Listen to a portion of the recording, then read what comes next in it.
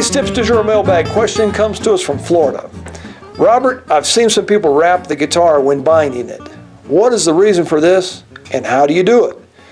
Bill in Ponte Vedra Beach, Florida. Very good question, Bill, and beats me. I have no idea. No, seriously.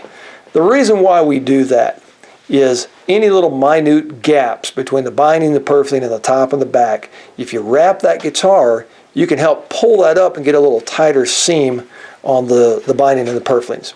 Now, the material I use, some people use small rope or twine or something like that. I use a material called twill tape, and it's the material that you see in the collars of some shirts, like rugby shirts or sports shirts. And I use the heavy-duty 1-inch wide variety, and I need about 30 meters or somewhere about 95 to 100 linear feet.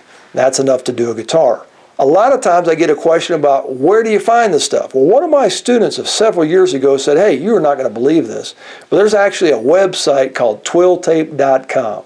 So go out there and get the 1-inch wide heavy-duty variety, because it comes in all sizes and shapes. But the 1-inch wide heavy-duty variety is what I use here in my shop. And once again, about 95 to 100 linear feet, or somewhere around 30 meters, is what you need. Now, how do you wrap it? Well, that takes a little bit of practice. You can see it done a lot of times, but until you actually roll up your sleeves and wrap that guitar, it's a little tough to get the sequence down. I highly recommend that you practice wrapping before you actually have to do it. Now, I've got a guitar over my bench right now. What are the chances of that? I know you find that amazing that I've got a guitar on my bench right now just waiting to be wrapped right after I bind it. And I'll show you how to do it. Let's go over to the bench and get it done. Okay, so this is my twill tape. I've got it ready to go. Here's my guitar. I just bound it. So I start by just wrapping a piece across the waist like this. And then pull it tight. Really tight.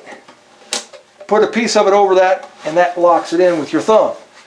Come around, go underneath it as far back to this lower bout as you can without wanting to slide off, usually right about in there. Pull it up tight, lock it in with your thumb again. And then I'm just going around, coming a little bit closer on this side, a little bit on that side, and you want to kind of be in the same location on both sides of the upper, or the bouts here, so that you're getting this kind of crisscross effect going on. And right about now, people have sweat rolling down their head, veins popping out of their forehead, and it really doesn't need to be that way, guys. Watch when I put the pressure on. Now I put the pressure on, and then I lock my thumb on, then I can relax. And I come in and do it again. Now I put the hurt on it and then relax. And right about now is the time you figured out you've wrapped your shop apron up in there and you're stuck. So don't let that happen to you. Happened to a friend of mine once.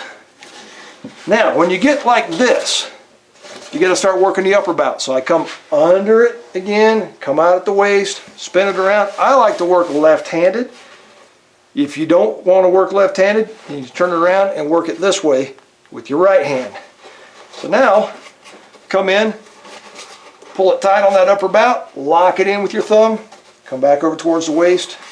This side is working towards the waist, this side's working away from the waist. Pull it up tight.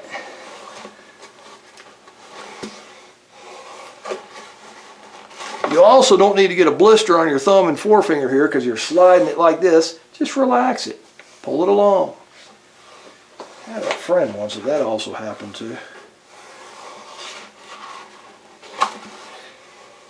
And occasionally you can see a little bit of squeeze out coming. And you know you're getting things pulled up tight. When you get over here, now we've got the ends to do. So I just put it on my gut like that. And come over, pull it towards me. I'm going to work right-handed again now. Give it a good tug like that. Come down here at the lower bout.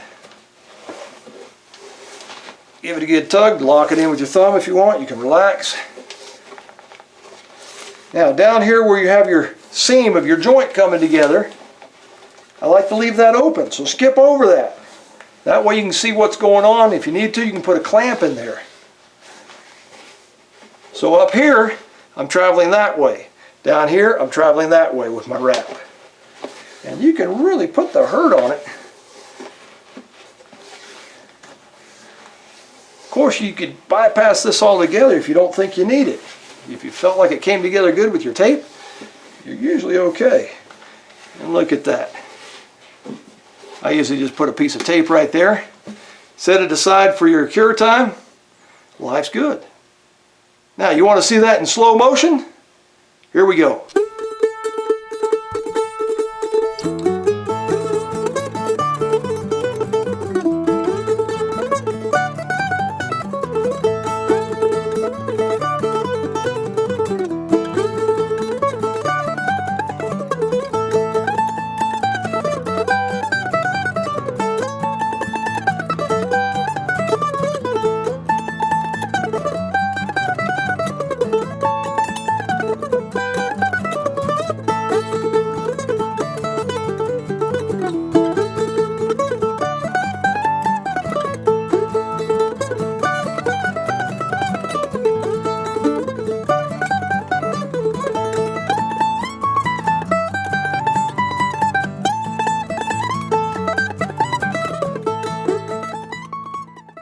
So Bill in Ponte Vedra Beach, Florida, thank you very much for your question, and I hope that you've learned how to hog tie your guitar.